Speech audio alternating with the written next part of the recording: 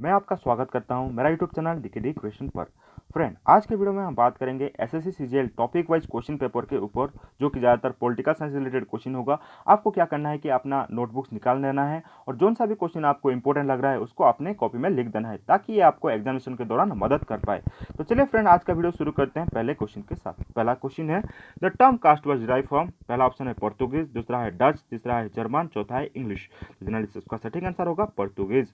The term greater India denotes. पहला option है political unity, दूसरा है कल्चरल यूनिटी, तीसरा है रिलीजियस यूनिटी, चौथा है सोशल यूनिटी। उसका सटीक आंसर होगा cultural unity. Who is rightly called the father of local self government in India. पहला ऑप्शन है लॉर्ड मायो, दूसरा है लॉर्ड रिपन, तीसरा है लॉर्ड कर्जन, चौथा है लॉर्ड क्लाइव। तो उसका सटीक आंसर होगा Lord Ripon.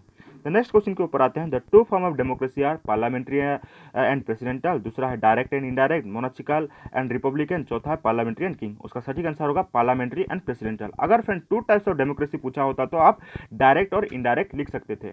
Then next question के ऊपर आते हैं, which is an extra constitutional body. पहला है लैंग्वेज कमीशन, दूसरा है प्लानिंग कमीशन, तीसरा है इलेक्शन कमीशन, चौथा है फाइनेंस कमीशन। उसका सटीक आंसर होगा planning commission. The next question के ऊपर आते हैं, the prime minister of India is elected, appointed, nominated, selected. तो उसका सटीक आंसर होगा अपॉइंटेड। द नेक्स्ट क्वेश्चन के ऊपर आते हैं, which is not an all India service. पहला ऑप्शन है Indian administrative service, Indian police service, Indian foreign service, Indian forest service. तो जनरली उसका सटीक आंसर होगा Indian foreign service. The next question के ऊपर आते हैं, the declaration that democracy is a government of the people, by the people, for the people was made by. पहला option है जॉर्ज वाशिंगटन, दूसरा है विंस्टन चर्चिल, तीसरा है अब्राहम लिंकन, चौथा है थेड्रो रस्वोल्ट। तो उसका सटीक आंसर होगा Abraham Lincoln.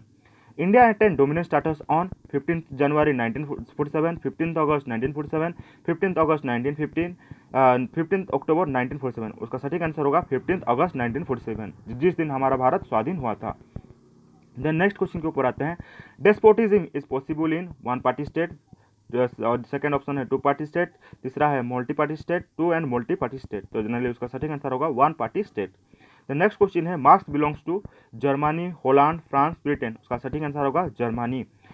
Which one of the following is the guardian of fundamental right। पहला ऑप्शन है legislature, executive, political body, judiciary. तो उसका सटीक आंसर होगा जुडिशियरी।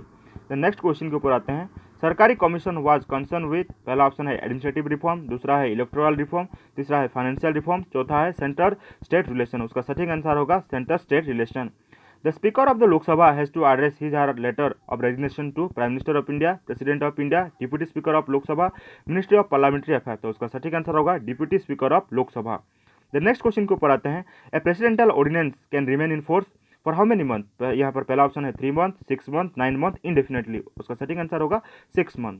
द नेक्स्ट क्वेश्चन के ऊपर आते हैं, judicial review in Indian constitution is based on rule of law, due process of law, procedure establish by law, president and convention. उसका सटीक आंसर होगा procedure establish by law. The next question के ऊपर आते हैं, the drafting of the constitution was completed on 26 जनवरी 1950, 26 दिसंबर 1949, 26 नवंबर 1949, 30 नवंबर 1949। तो उसका सटीक आंसर होगा 26 नवंबर 1949।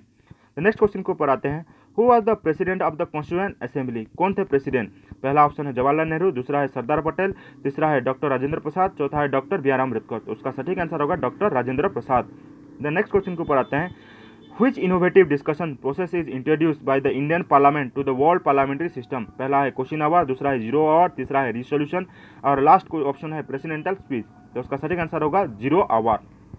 द नेक्स्ट क्वेश्चन के ऊपर आते हैं, द जज of the supreme court retire at the age of. पहला ऑप्शन है 60, दूसरा है 65, तीसरा है 62 और चौथा है 58। तो उसका सटीक आंसर होगा 65।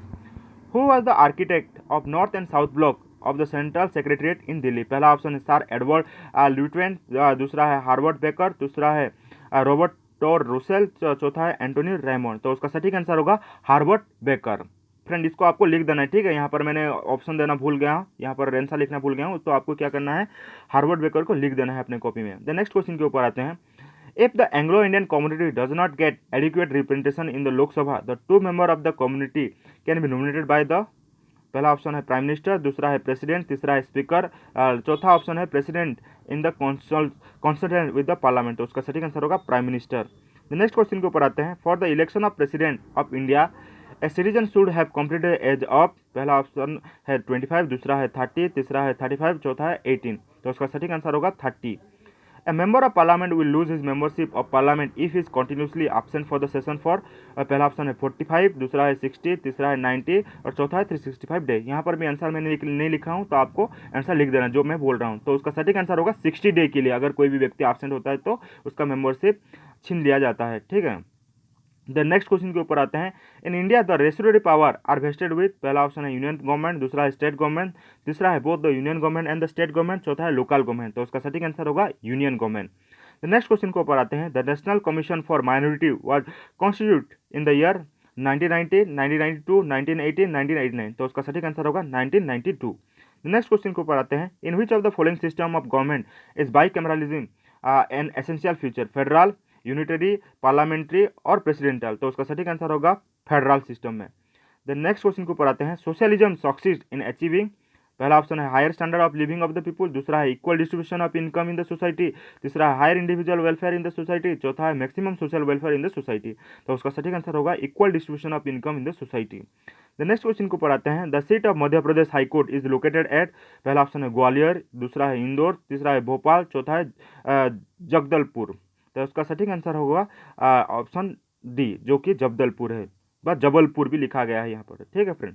द नेक्स्ट क्वेश्चन के ऊपर आते हैं। Who said that the directive principle of state policy are just like a check on the bank payable at the convenience of the bank.